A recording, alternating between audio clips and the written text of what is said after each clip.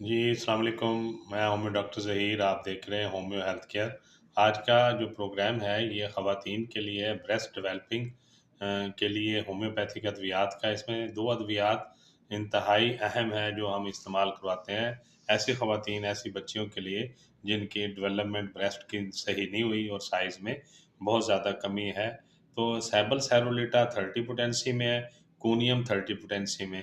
इन दोनों को आपस में मिलाकर 5 कतरे 1 औंस पानी मिलाकर दिन में 3 दफ़ा इस्तेमाल करेंगे, तो इंशाअल्लाह ताला ये ब्रेस्ट डेवलपिंग बेहतर हो जाएगी। और इसके साथ कैलकेरिया फास 6 एक्स पोटेंसी में और लेसिथिनम 6 एक्स पोटेंसी में टैबलेट्स ले लेंगे या पाउडर फॉर्म में ले लेंगे, या अगर ड्रॉप्स में मिलता है तो ये भी सुबह, दोपहर और शाम दिन में 3 दफ़ा इसको भी इस्तेमाल करेंगे, तो इंशाअल्लाह ये जो ब्रेस्ट का मसला है ये बिल्कुल ठीक हो जाएगा।